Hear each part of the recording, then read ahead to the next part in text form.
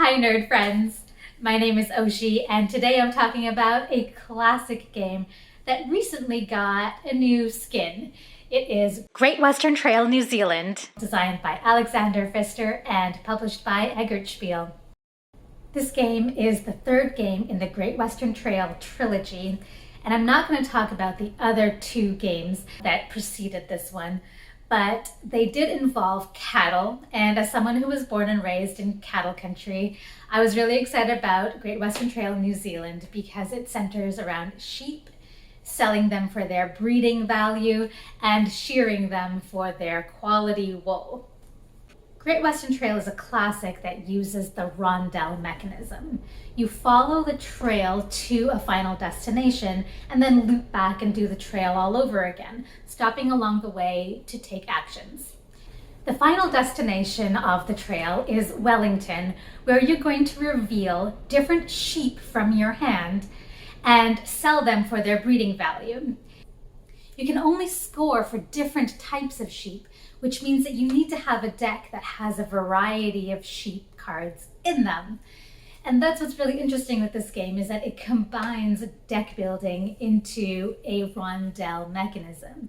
Your deck will not only include a variety of sheep that you've purchased at the sheep market, but they will also include deck building cards. The deck building cards can be played for their action, and then you draw another card to replace them in your hand. That way they do not take up that much space in your hand, as they're always being replaced. Once you've determined how much your sheep will sell for at Wellington, you will deliver your sheep to a limited number of trading posts. To do this, you will look at your player board and pull off a disc that's covering up a bonus. Place that disc somewhere on the main board on a trading post that is equal to or less than the final sale of your sheep, the value of your sheep. These trading posts will give you victory points at the end of the game. There is a second board connected to the main board where each player has a ship token that sails around and delivers both the sheep as well as the wool at foreign trading posts. If you've managed to get your ship to some of these trading posts, you can also place a disc on these foreign trading posts in order to get more victory points and bonuses. Although the main way that you get points is selling really valuable sheep at Wellington, the second mechanism and engine building mechanic in this game is collecting workers that fill up your player board and increase the strength of your other actions, of which there are many. I'll talk about them one at a time. The first are shepherds. The shepherd workers will determine how many sheep you can buy at the sheep market, as well as lowering the cost of them. The builder workers are necessary to build your own personal buildings on the main board.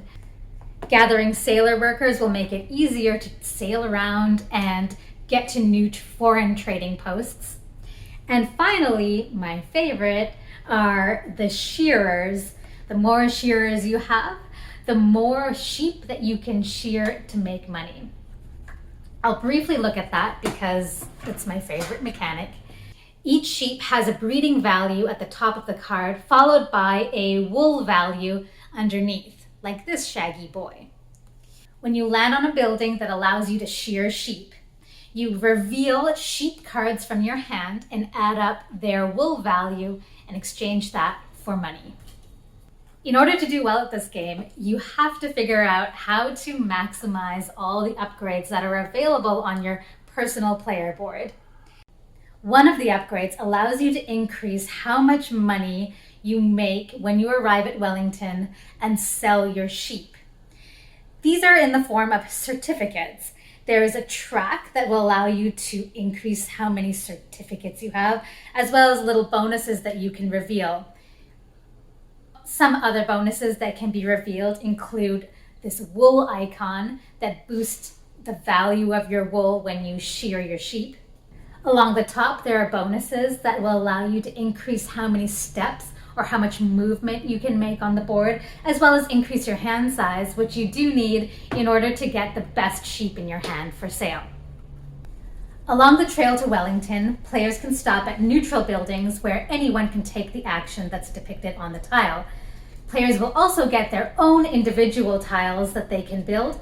There are 10 different buildings that are open to them, and only they get to take the action that's depicted there. Some of these tiles will require your opponents to pay you in order to pass. There's a section of the board game that is essentially a market for workers and bonus tiles. Each time a player goes to Wellington, more tiles are added to this market. And after about 5 to 6 rounds of going to Wellington per player, this token gets pushed off of the board and triggers the end of the game. And now that we've done an overview of the game, let's talk about some pros and cons for Great Western Trail New Zealand. I love the theme of this game, and I love that it uses animals in a way that goes beyond building an ecosystem or building a zoo, for example. It is a fairly light game in strategy, and each of the different mechanisms are individually easy to understand. However, this is quite a complex game. I would say it takes me easily 3 hours to play for a 2-player game, and every time I play, I seem to forget at least a few of the rules that are important because there's so many different sections and boards to this game. The thing that I struggle most with is that the main way that you get big points in this game is by making really great deliveries or selling really valuable sheep at Wellington. However, there are a lot of distractions in this game, like other ways to get points. You can build buildings, you can shear really valuable sheep, and you can get a bunch of bonus cards and bonus tokens, and there's points all over your player board, like extra victory points. And I find that these are all fun. However, I get to the end of the game, I'm like, how did I lose so badly? Well, it's because those are really small victory points, and the main points are really in the Wellington phase.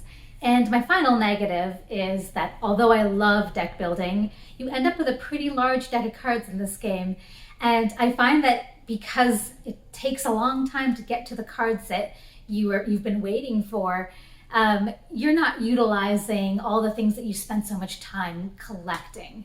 So on to the things that I love. Number 1, check out my very awesome run holder. It looks just like me. I love the components in this game, the art, all the sheep are beautifully painted, and the aesthetic of the board is bright, it's colorful. I will complain that it is a table hog. It barely fits on my dining table. I even have the player boards on separate mini tables because it's such a large board, but that's okay. It is a very forgiving game, which means that you could be terrible and have terrible strategy and barely shear any sheep, and you'll still have a fun time, and you won't really know how badly you did until the very end when you add up all the victory points. This game is great at 2 players. Like I said, for some reason it takes me 3 hours. Other people have said that it takes 2 hours or less. When you do draw your sheep from your deck and they are super valuable and they're all different and they're different colors, it feels awesome. I love feeling like I have a flock of sheep.